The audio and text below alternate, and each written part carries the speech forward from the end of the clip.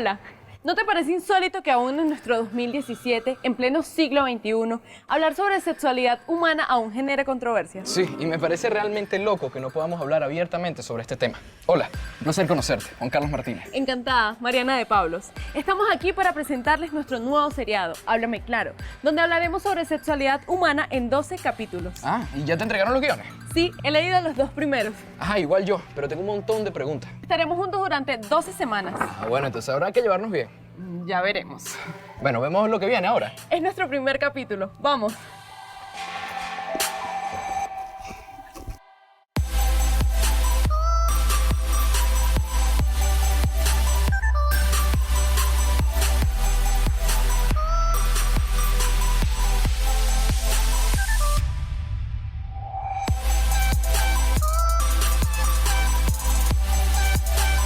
Hoy y todas las semanas vendremos aquí y hablaremos sobre sexo. Sí, Mariana, creo que va a ser muy divertido. Más allá de hablar entre nosotros, cada martes conversaremos con ginecólogas, sexólogas, Psicólogas, profesores, mamás, papás, tías, filósofos, abuelos, chicos. chicas y todo el mundo, todo al que le interesa hablar sobre sexo. Exacto, pero espera, ¿qué es sexo? Bueno, así rapidito, según Wikipedia, sexo es el conjunto de peculiaridades que caracterizan a individuos de una misma especie, dividiéndolos en masculinos y femeninos, y hacen posible una reproducción que se caracteriza por una diversificación genética. O sea, mujeres que tienen un útero, 2 ovarios y 2 senos, también conocidos como tetas. Exacto, hombres que tienen un pene, 2 testículos, comúnmente llamados bolas, un epididimo y un escroto. Epididimo. Me estás vacilando con eso, ¿no? Claro que no, tú tienes un epididimo y todos los que son como tú también tienen uno. Como yo, pero ¿cómo es eso?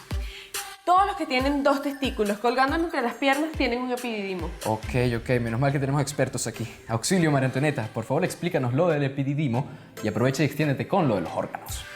Claro que tienes epididimo, pero los varones. Y por cierto, ¿cómo son los varones? Los varones son planos adelante en su pecho, solo tienen tetillas, muchas veces están llenos cubiertos de vellos y abajo tienen sus órganos genitales. Los órganos genitales del varón se caracterizan por ser hacia afuera, son externos y están acompañados del pene, que es el órgano de la copulación y el órgano para hacerlo más llano, para hacer pipí, para miccionar, y las gónadas, que son los testículos, lo que llaman ustedes los muchachos las bolas. Entonces, ¿qué tenemos allí? El pene es el que va a conducir el semen hacia la vagina. Cuando tenemos relaciones sexuales, el pene se introduce en la vagina y ocurre la copulación. Y ese semen va a quedar allí en la vagina de la mujer. ¿Y quién produce el semen? El semen se produce en eso que acabas de nombrar, que se encuentra dentro de los testículos.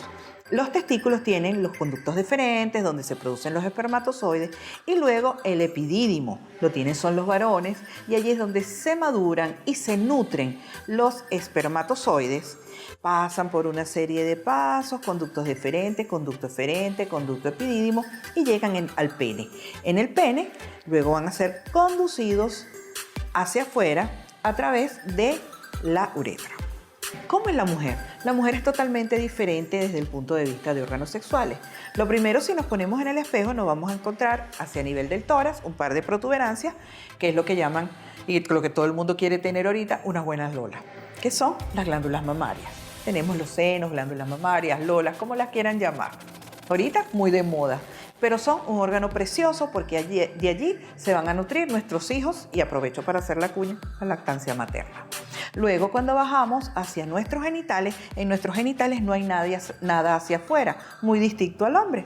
Si nos tocamos, nos exploramos, nos vemos con un espejo, podemos observar que tenemos 3 orificios. Uno chiquitico, por donde sale el orine, uno un poquito más grande, que es la vagina, que es lo que les mencioné antes, el órgano femenino para la copulación. ¿Qué es copulación? Es la introducción del pene dentro de la vagina para tener relaciones sexuales. Y por último nos encontramos otro orificio pequeño, que es por donde salen las heces, que es el orificio anal. Luego por dentro, ¿qué tenemos nosotros las mujeres allá adentro? Después que pasamos la vagina, nos vamos a encontrar con el cuello uterino. Y luego con el útero en sí totalmente, que es un órgano en forma de pera. Ese es el órgano que es el que va a albergar, si hay una relación sexual que queremos que nos conlleve a un embarazo, va a albergar al feto. ¿De dónde sale ese feto? ¿Cómo llegó eso allí? Bueno, gracias a que nosotros, en vez de tener los testículos, vamos a tener internamente un par de órganos que son los ovarios. En el ovario, muy distinto que en el hombre, que cada 48 horas se producen espermatozoides, se produce mensualmente un solo óvulo. Cuando estamos ovulando y tenemos la relación sexual, en ese momento se encuentran el óvulo y el espermatozoide en unos conductos que se llaman las trompas de Falopio. Allí se consigue el óvulo y el espermatozoide, se forma un cigoto, este baja al útero y allí se implanta un feto. Eso es básicamente lo que son nuestros órganos sexuales e incluimos allí, porque no solamente el acto sexual, sino que el acto sexual conlleva la reproducción y por lo tanto nuestros órganos sexuales, aparte de diferenciarnos como hombre y mujer, nos conllevan a la reproducción humana. En la fecundación natural, millones de espermatozoides avanzan por el tracto reproductor femenino. El espermatozoide es una célula móvil, adaptada para atravesar las cubiertas del ovocito formadas por las células del cúmulo y la zona pelúcida.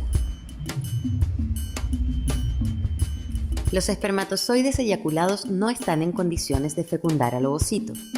Antes, deben permanecer cierto tiempo en el tracto genital femenino, donde van a experimentar una serie de cambios fisiológicos y moleculares conocidos como capacitación. Cuando alcanzan al ovocito en el oviducto, este nuevo patrón de movimiento les imprime la fuerza mecánica necesaria para atravesar las células del cúmulo. Solo los espermatozoides ya capacitados e hiperactivados podrán penetrar esta cubierta y participar en la fecundación.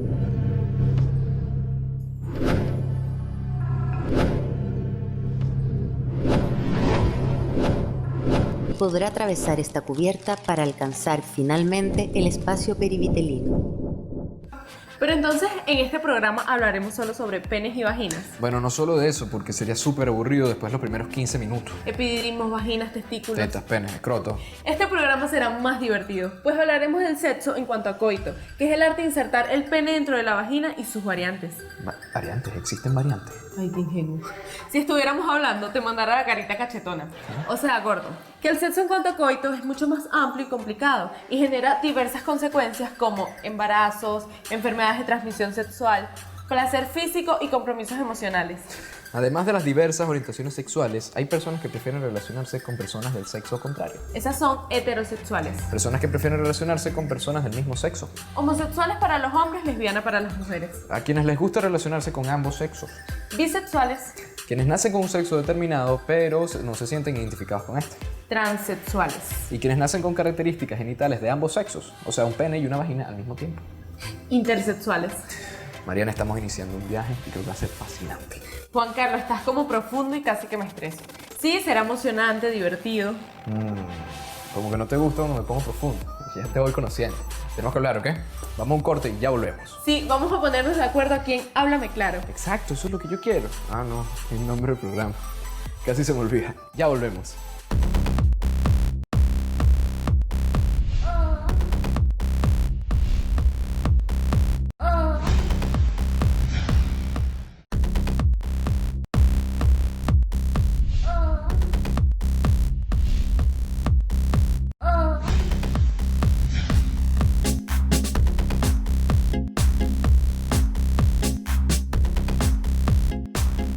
Estamos de vuelta. ¿Y en qué consiste tener sexo? Es indispensable comenzar por el principio y para eso estamos aquí, para comenzar con Jessica Rodríguez, nuestra sexóloga invitada. ¿Cómo estás, Jessica? Bien, gracias a ustedes, chicos. Gracias por la Bien. invitación. Encantada de estar aquí. Y bueno, respondiendo un poco a tu pregunta de qué es tener sexo. Realmente tener sexo solemos llamar a esa actividad en la que existe entre dos personas y en el que existe esa compenetración, precisamente penetración y muy genital de la vagina y el pene en la vagina, ¿de acuerdo? Solemos llamar este tipo de relaciones a tener sexo. Realmente todo es tener sexo. Sin embargo, es un poco más allá. Cuando tenemos sexo no solo se comparte la genitalidad, sino que hay otros aspectos en el que estamos compartiendo. Y el sexo solemos llamar a todo. Sin embargo, no. Como dijeron al principio del programa, es esa estructura anatómica. Y por eso todo el mundo entiende que tener sexo es esta relación coital. Sin embargo, hay muchos elementos que vienen inmersos en él y bueno, hay mucho contenido por el cual indagar. Una pregunta, Jessica. ¿Cuál sería la diferencia entre sexualidad y sexo? Excelente pregunta, Juan Carlos. Por ejemplo, el sexo es esa estructura anatómica que distingue al varón de la hembra.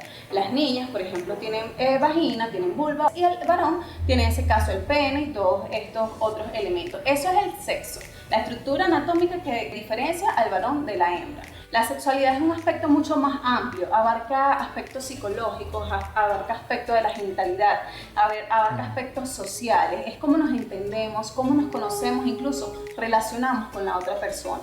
Lo que pasa es que así comúnmente es como lo conocemos y nos dicen ya cómo tener sexo es esa relación coital o de penetración que se entiende. Más o menos, me querés decir que la sexualidad abarca como que un sector mucho más grande porque también se basa en la edad de los chamos, en la edad de las chicas, en la edad de ya sean mayores, menores. Totalmente. Exacto. Cada etapa tiene una manera de experimentar esa sexualidad. Cuando estamos pequeñitos, apenas nos estamos reconociendo con nosotros mismos, estamos conociendo nuestra sexualidad. En primer nivel, o por decir la primera infancia, este primer momento, es cuando nos estamos apenas conociendo, explorando. Sabemos que nos distinguimos de otra persona, más que todo de la hembra del varón, y pasan una serie de situaciones que son diferentes a la del adulto. Un adulto vive la sexualidad diferente a la de un niño. ¿Desde qué edad comienza uno a querer explorar el cuerpo? Fíjense, edad lo pueden hacer desde pequeñitos. ¿Por qué les digo esto? Porque hay niños que desde muy temprana edad se tocan sus genitales, se conocen y además sienten placer. Es decir, hay masturbación desde que están chiquititos. ¿Cuál es la diferencia? ¿Cómo el adulto canaliza esto? ¿Por qué? Porque si una persona o una mamá ve a su bebé tocándose sus genitales y le gusta y le genera placer, la recomendación no es reprimirlo ni regañarlo. ¿Por qué? Porque para él es algo fisiológico. Él lo está haciendo porque le gusta y le genera placer. Ya empieza en una etapa adolescente. Es esa etapa en la que, bueno, ya tal vez conocí un poco o no. ¿Conocí un poco de mí o no? ¿Por qué? Porque esto tiene mucho que ver con qué me hablaron, de qué me dijeron, si tocarme es bueno, si conocer mi cuerpo es bueno, es fisiológico, si es permitido. Ya en una fase, ya cuando estás en esa etapa adolescente, que sabes que tus compañeros están experimentando lo mismo que tú, empieza esa fase en que quiero hacer algo diferente o tal vez quiero probar. En esa fase de curiosidad, que es una fase es completamente fisiológico, es lo que sucede en la adolescencia, esa etapa de querer explorar con el otro. Y a partir de allí, después ya en la etapa de la adultez, bueno, que toman como la capacidad y más la decisión de decidir con quién lo quieren explorar. Por lo menos los niños, los bebés, ellos no los hacen esa pequeña malicia, esa pequeña picardía, sino que lo hacen más o menos natural, porque Claro. lo están descubriendo. En cambio, ya cuando eres adolescente, ahí sí estás más pilas, y estás más pendiente de las cosas. Todo. Y quieres, exacto, buscar cosas. A mí me pasó, también es muy importante que dejando atrás lo que sería esa necesidad de hacerlo, sino también pensar qué tienen que hacer, porque vienen problemas de enfermedades de relación sexual, embarazos, porque ya si estamos hablando de adolescencia, puede quedar embarazada, ¿sí? ¿Cierto? Sí, totalmente. Estas son una de las consecuencias que trae el hacer solo este acto porque es fisiológico y no pensar en esas consecuencias. Entonces sucede en muchas ocasiones ese tipo de motivos y lo importante es pensar en esas consecuencias que ustedes están comentando.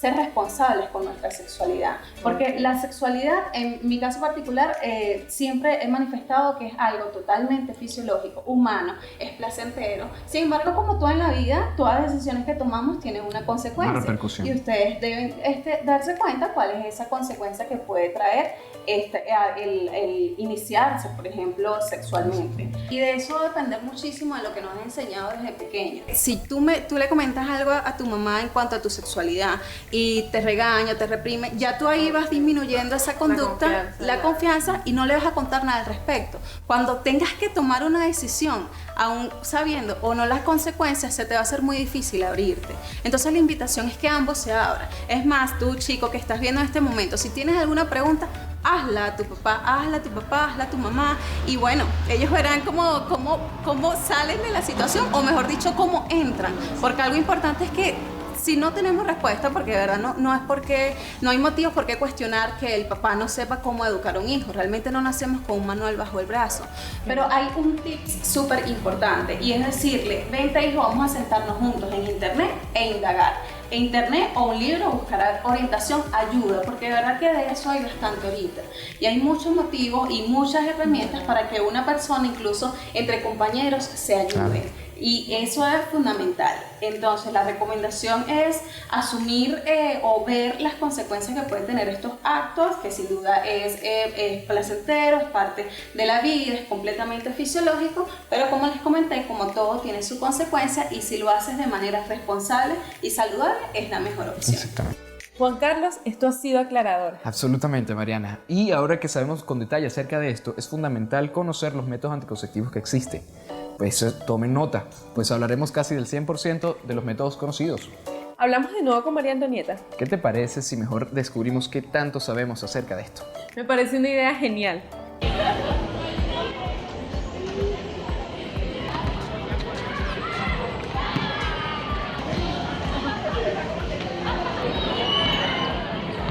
Los métodos anticonceptivos es la manera de tú evitar una enfermedad venérea o evitar un embarazo. Son diferentes métodos que se utilizan para poder proteger a las personas que van a tener relaciones sexuales de enfermedades de transmisión sexual o de caer embarazadas. Suelen ser utilizados para protegerse tanto de enfermedades o para embarazos precoces. Hay varios métodos anticonceptivos que te ayudan a prevenir las enfermedades sexuales. Por ejemplo, existen los métodos de barrera, que puede ser el condón, los métodos hormonales, como la mayormente conocida como pastilla del otro día. El condón es el mejor, o sea, porque tú te pones el aparato, o sea, por ejemplo, en el caso de las mujeres se ponen el aparato, pero igual eso no te evita ninguna enfermedad. Bueno, la vasectomía, que es del hombre, y la ligadura de las trompas de falopio, que es para la mujer. Las pastillas normales cambian el ciclo de la mujer y la hacen creer que está embarazada. Estas pastillas se utilizan, creo que durante todos los días, durante cierto tiempo. Y las pastillas del otro día solamente se pueden utilizar una cantidad de veces al año porque tienen una carga hormonal mucho mayor. Y también hay un aparato que, dependiendo de cuál compres, te dura que sí 5 años y no quedas embarazada durante 5 años o más. Evitar las enfermedades sexuales. Que es el SIDA, La gonorrea, el sífilis, el papiloma humano. Verrugas genitales. bueno, hay muchos, en verdad, hay muchas.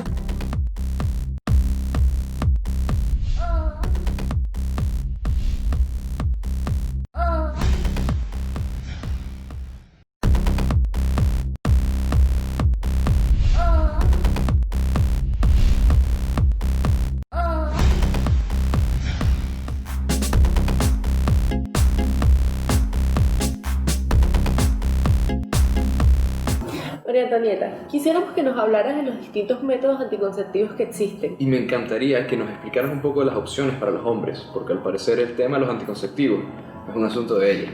Juan Carlos, el condón. El condón es un forro de látex que se coloca en el pene apenas vamos a iniciar la relación sexual. Muchas personas lo dejan como para después, cuando ya esté muy erecto o cuando ya vaya a tener la eyaculación. Y hay que tener en cuenta que puedes haber eyaculaciones que no se perciben, muy pequeñitas, antes de la eyaculación total o el orgasmo. Entonces ese es en donde el hombre generalmente participa muchísimo en evitar tener un bebé, que es colocándose el condón a tiempo, o sea, cuando apenas estamos empezando la copulación. Pero yo considero que el hombre tiene responsabilidad en todo esto, en la compra de otros métodos, en el acompañamiento a la chica al ginecólogo. Eso también es parte del equipo. Los métodos de barrera, bueno, también existe el diafragma femenino, que se coloca en la vagina antes de comenzar la relación, de hecho, antes de comenzar la fiesta, digo yo que hay que colocarlo. Y entonces cuando hay la copulación, por supuesto, los espermatozoides no suben hacia el útero. El diafragma generalmente casi no se consigue en los últimos tiempos. Esos son los métodos de barrera más conocidos y de los cuales disponemos. Y los espermicidas. Los espermicidas son métodos químicos que se introducen en la vagina de la mujer. Generalmente puede ser ayudado por la pareja. Después que uno termina la relación sexual, lo más prontamente, coloca generalmente en especie de gel o de espuma y ellos matan los espermatozoides. No son métodos anticonceptivos muy eficaces, Luego vienen los métodos hormonales que sí tienen un 99% de eficacia, que son las pastillas anticonceptivas, los dispositivos subdérmicos que ya nos van a cambiar a nosotras las mujeres muchísimo, muchísimo todo lo que está sucediendo dentro de nosotros. Sin entrar en todas esas explicaciones fisiológicas, lo voy a explicar lo más fácil posible. Cuando nosotros producimos nuestras hormonas femeninas, también producimos el óvulo y el espermatozoide, ¿verdad? Eso todo ocurre en el famoso ciclo menstrual. ¿Qué hacen los métodos anticonceptivos hormonales? Ellos van a simular. Ellos van a poner nuestros ovarios en reposo y hacen como una simulación de la producción de las hormonas femeninas sin llegar a la producción del óvulo. Uno dice, bueno, esto es magia. No, simple y llanamente mecanismos que te dicen, ya tengo las hormonas suficientes, no hace falta que me manden la información y la mujer no va a ovular. Ese es un método de mucha confianza porque vas a pasar todo el ciclo menstrual libre de tener relaciones sexuales sin ningún miedo. Por supuesto, ¿dónde puede venir la falla? Si te da un episodio de diarrea, si se te olvidó la pastilla, ahí entra otra vez el chico que nos puede ayudar, ese muchacho responsable y solidario que me llama, no se te olvida la pastilla, mi amor. Y si nos las tomamos a la misma hora, todos los días, con la frecuencia que se debe hacer y con las indicaciones de tu ginecólogo que te va a decir cuál es el adecuado para ti, es un 99% de éxito en cuanto a anticoncepción. Actualmente, de 15 años para acá, tenemos los implantes subdérmicos. Son maravillosos porque te lo colocan allí debajo del brazo y tú vas a estar tranquilamente durante 3 años unos o durante 5 años sin contar días, sin tomar pastillas, y te van a producir en un 99% de los casos de un embarazo no deseado. ¿Cuándo coloco yo el implante subdérmico? El implante subdérmico tiene una buena carga hormonal, entonces generalmente no lo pongo de primera opción. Que generalmente interrogo a la paciente, ¿tú has tomado pastillas anticonceptivas? O si es mi paciente de larga data, bueno, ya yo sé si las viene tomando y las tolera. Si una mujer tolera las pastillas anticonceptivas, pues puede tolerar un implante subdérmico. Pero hay que estar claro que para ponerse ese implante hay que tener un peso adecuado para que sea efectivo. Luego tenemos los dispositivos intrauterinos. Con respecto a los dispositivos intrauterinos, entramos en una serie de diatribas. Empieza la gente que no te pongas eso, que tú no has tenido bebé, que no sé qué más. Y eso no es mentira. Eso es muy cierto. Acuérdense que el dispositivo es algo que va a ir dentro de ese órgano que les dije antes en forma de pera. Bueno, ahí adentro. Entonces, ¿qué es? Un cuerpo extraño. Un cuerpo extraño siempre hace que hayan infecciones. Entonces una muchacha que no ha tenido hijos, que no tiene bebés, debe cuidar esos tubitos que yo les dije donde se implantaban, que son las trompas de falopio. Entonces, si el dispositivo nos produce muchas enfermedades a repetición, nos puede comprometer la fertilidad.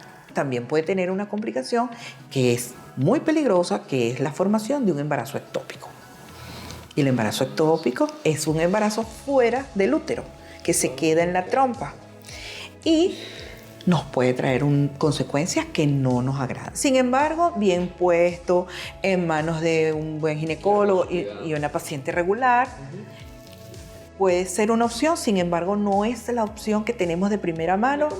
En la nulípara no, en la que no ha tenido bebés, no es la más recomendable. Últimamente existe ahora el endoceptivo. Bueno, esta es una mezcla de pastilla anticonceptiva con aparato. Es una maravilla, pero también para las pacientes que ya han tenido bebés.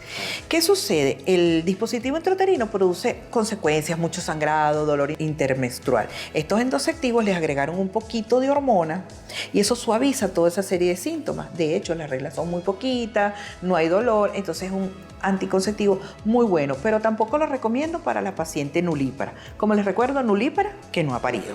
Y luego, bueno, otra que es del hombre es la vasectomía. Pero eso no es para un pavo como tú. Eso es para un hombre que ya tiene sus hijos contados y es un método que no es totalmente definitivo. Es un método que puede ser reversible, que es donde, ¿te acuerdas cuando hablamos del epidídimo, los conductos deferentes? Bueno, va el urólogo, que es quien va a abordar esa operación, clampea, cierra esos conductos deferentes y no bajan espermatozoides hacia ese semen. Y bueno, ese es un método definitivo, muy efectivo, porque cuando tú haces un espermograma, un conteo de espermatozoides, el número de espermatozoides es 0, no puede haber embarazo. Como estabas hablando del implante subcutáneo, eso se puede retirar en cualquier momento, ¿no? En caso de las mujeres. Sí. ¿Sí? Para poder tener, o sea, conseguir un bebé y lo que sea. Sí, lo retiramos y se restablece la fertilidad, por lo menos el ciclo menstrual. Exacto. ¿Cuáles de los métodos anticonceptivos nos cuidan de las enfermedades de transmisión sexual? Lo que hablamos la primera vez, los métodos de barrera. Los métodos de barrera, el condón es el método por excelencia para evitar esas infecciones de transmisión sexual. Por lo menos que estabas hablando ahorita de la vasectomía, es algo que capaz preocupa a los hombres. Por lo menos capaz puedan pensar que causa disfunción eréctil, que duele mucho, que puede tener consecuencias a largo plazo, y entonces como que les cohíbe de tomar ese método. Entonces, más o menos para desmitificar eso, si es verdad que duele mucho, que te da disfunción, etc. No te puedo vender que no duele nada. Cualquier acción sobre nuestro cuerpo duele un poquito. Pero es un dolor tolerable, transitorio, con analgésico. Ya a las 24 o 48 horas tú puedes estar reincorporado a tu vida normal, sin ningún dolor y sin ningún problema. Difusión eréctil, a menos que lleguen a los nervios allá, ya se haya una mala praxis, no les va a producir. Es reversible, no produce cáncer, no produce calcificaciones, no va a pasar nada. Simple y llanamente vas a andar feliz por ahí sabiendo que no vas a tener bebés. Exacto. Que asume responsabilidades de otro tipo también, pero no hay bebés.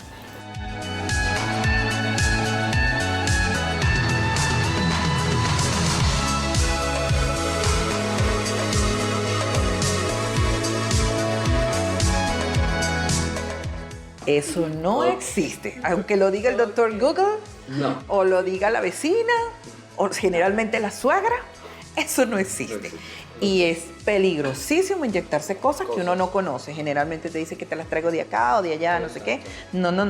Esos son anabólicos que usan generalmente para los deportistas y lo han usado con mala información de que son anticonceptivos para el hombre y eso no funciona.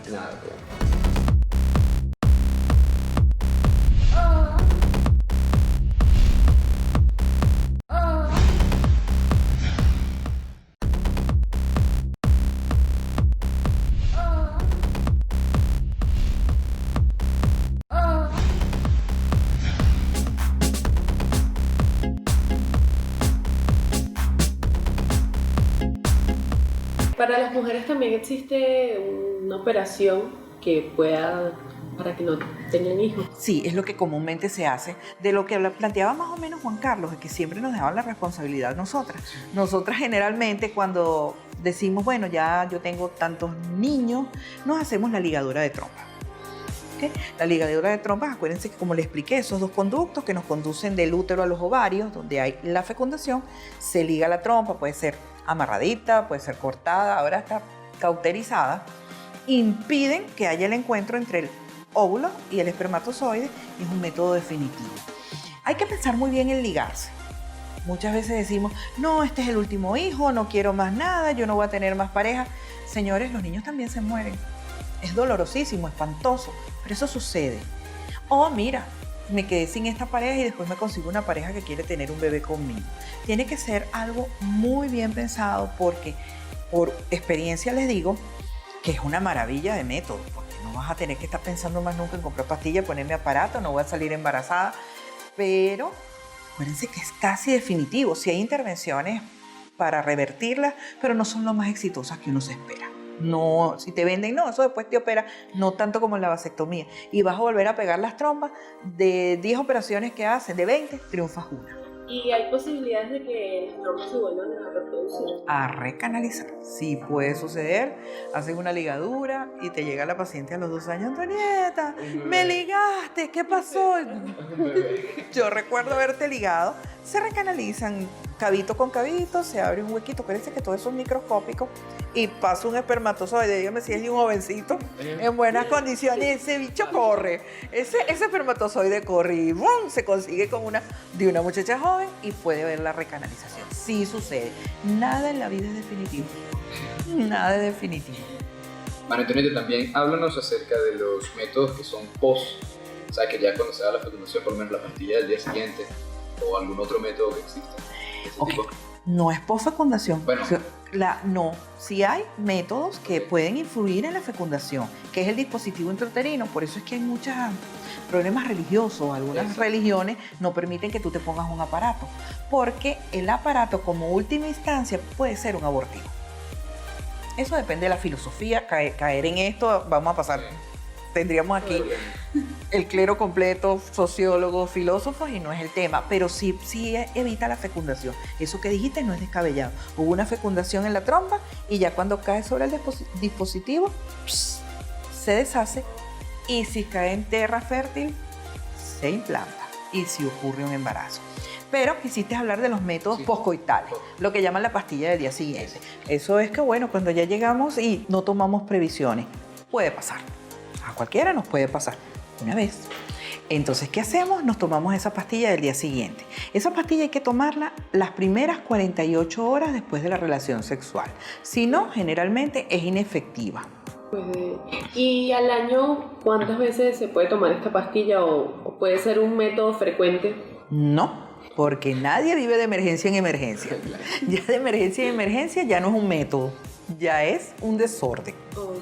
Esa pastilla te va a traer consecuencias a la mujer, que es quien la va a tomar, consecuencias a nivel hormonal, y vamos a perder la secuencia de nuestro ciclo menstrual. Entonces, nuestro ciclo, si era ordenado, si estaba bien, le vas a estar dando una carga hormonal que no es la adecuada, y nos puede traer trastornos después en la regla, en la aparición de la regla. Y lo otro es que denota que hay alta irresponsabilidad. Uno no puede vivir todo el año en una emergencia. Está bien una vez, 2 veces al año, todavía la aguanto. Pero ya si de emergencia, tómate un método anticonceptivo regular para que esas emergencias no te ocurran a cada rato. Bueno, y también que hemos hablado mucho de cosas que por lo menos se implantan o que te tomas. ¿Qué tal de esos métodos anticonceptivos que son sin necesidad de tomarte algo? Por lo menos, ya sean contar días o más o menos esos métodos, ¿cómo son? Hay pacientes, hay muchachas o señoras que no pueden tomar pastillas anticonceptivas, que no se pueden colocar dispositivos intrauterinos por razones de salud, porque las pastillas le dan dolor de cabeza, le dan náuseas, o tienen varices, o son fumadoras, o son muy gorditas, o tema religioso, mi mamá me va a conseguir las pastillas, porque eso también sucede. Muchas veces las muchachas dejan de tomarse las pastillas porque mi mamá me puede jurungar, o mi papá, o alguien me entra al cuarto y me registra y me consiguen las pastillas. Entonces existen métodos que es contando días o llevando ritmo. Se los explico. Método del ritmo. Nosotros tenemos un ciclo de 28 días, contando a partir del primer día que nos llega la regla, aproximadamente el día 15, 14, 15, 16, las mujeres estamos ovulando, si tenemos ciclo de 28, 30 días. Entonces, ¿qué hacemos? Contamos, primer día de la regla hasta el día 10, estoy libre de tener relaciones, luego entre el día 10 y el día 16, 17 aproximadamente, o me abstengo, que es lo más seguro, o uso un método de barrera o espermicida. Y luego del día 16, 17 en adelante, pues otra vez tengo mis relaciones tranquilamente. Muchas veces, que les quería contar, muchas veces nosotros percibimos, si nos tocamos, si vemos nuestra ropa interior, no tiene nada pecaminoso explorarse. Nuestros órganos sexuales son parte de nuestro cuerpo, igualito que la mano, que los ojos, que los dientes. Entonces a veces debemos explorar y saber qué está pasando allí. Entonces, ¿qué sucede? Nos podemos conseguir con un moco. Cuando nos conseguimos con un moco que parece como una sábila, que es así, lo que llaman filante, que se estira, como un slim, como un moco de gorila, algo así. Ese es un método, es una alerta que me dice, hoy yo estoy ovulando, hoy no puedo tener relaciones. O en muchos casos con barrera, pero ese día ahí hay ovulación. Y otro método es con la temperatura. Nosotros tenemos una temperatura basal y este método es un poquito tedioso. Todas las mañanas, sin movernos, sin ir al baño ni nada, nos tomamos la temperatura. Vamos a tener una temperatura basal de 36.5 grados aproximadamente. A medida que van pasando los días y nos acercamos a la ovulación, esa temperatura puede subir. Cuando ya vemos que ya no estoy 36.5, 36.7, 36.8, ya estoy cerca de la ovulación y es una manera de saber que estoy ovulando, que no debo tener relaciones. Y una que se usa mucho, que no es muy eficaz, que es el coitus interruptus, que es interrumpir cuando ya el hombre va a tener el orgasmo, pues saca el pene de la vagina y vierte su contenido afuera, lo que llaman acabar afuera. Ese método no es nada seguro, porque nosotros, por eso cuando hablé de los métodos de barrera, les dije que se tenían que poner el condón al empezar la relación. Porque muchas veces tenemos pequeñas eyaculaciones que no se perciben y allí va un espermatozoide sano, bello y precioso y ¡plum! Barriguita con usted.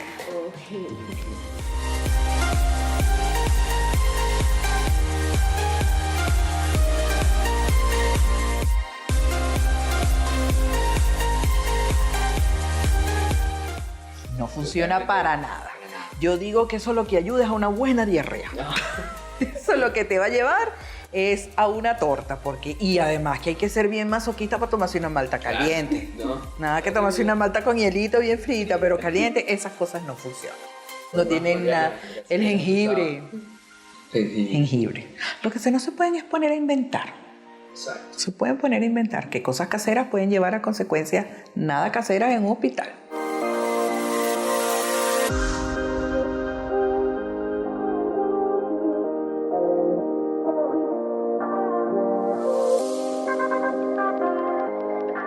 Imposible. Imposible porque eso va a ir por vía digestiva hasta que se evacúe el semen. Y eso no va a pasar nunca. Acuérdate que para que haya fecundación, volvemos a repetir, la cópula en la vagina sube, otros métodos de fertilidad asistida, que no es tema de hoy, subir por el útero y llegar a las trompas de falopio. Por vía digestiva no se va a llegar allí. Imposible.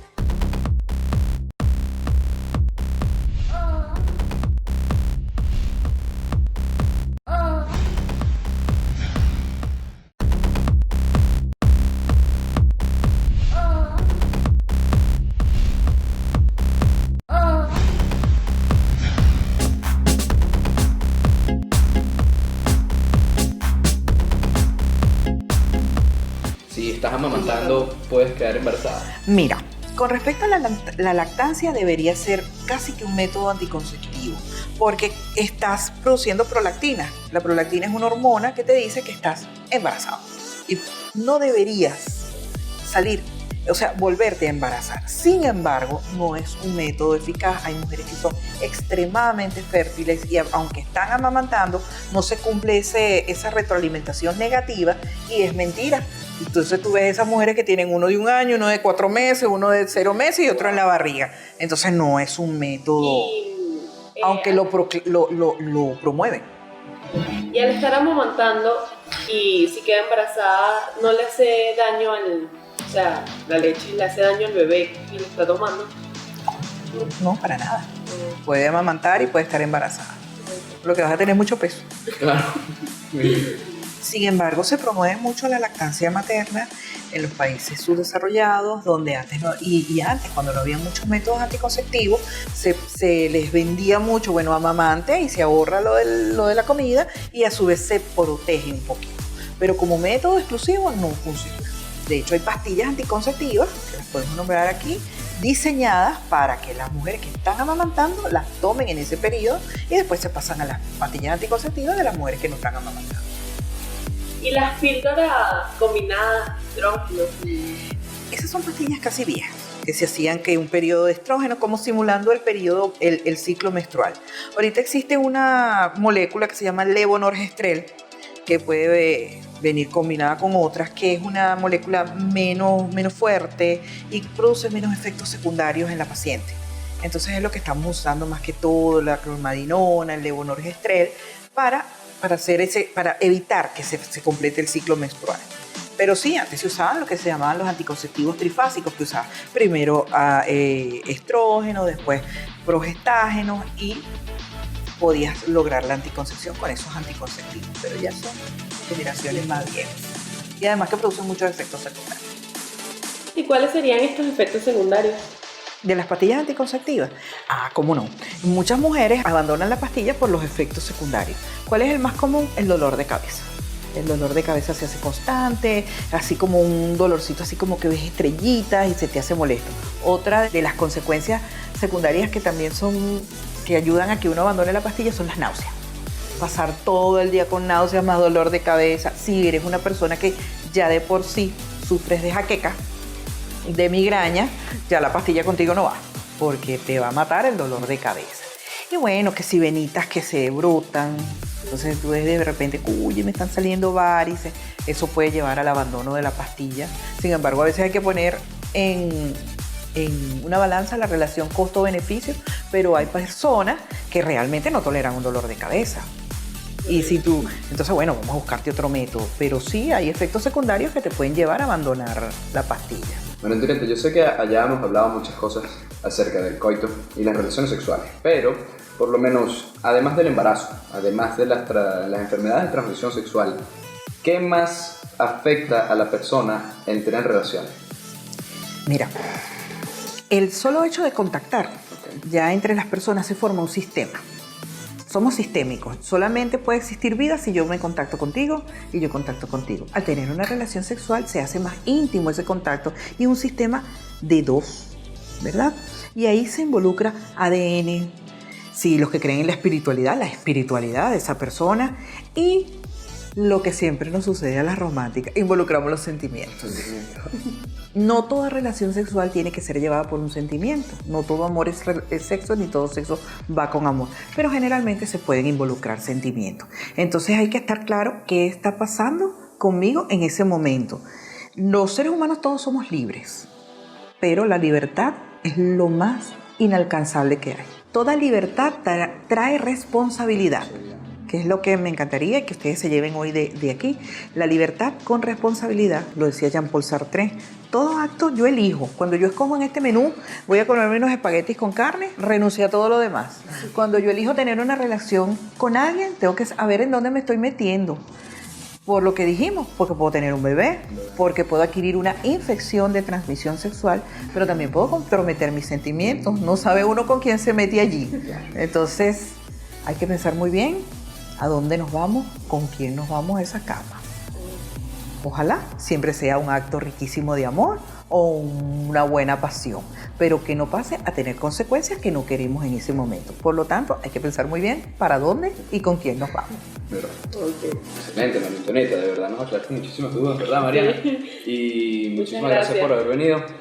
Excelente, y espero que algún día vayamos para tu consulta, de verdad. Bueno, gracias por ustedes estar aquí y siempre a la orden. Bueno, Mariana, esto ha sido súper. Sí, Juan Carlos, he aprendido un montón. Y cuéntame, ¿qué fue lo que más llamó tu atención?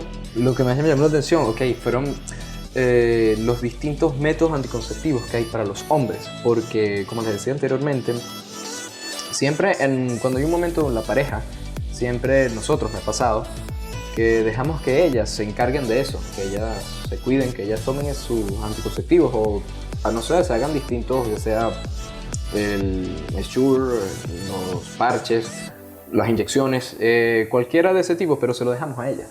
Entonces, me parece más importante que los hombres usen esos métodos también anticonceptivos, porque así como que se relaciona mejor entre pareja y puedes lograr hacer y ganarte muchos puntos con tu pareja, con tu novia.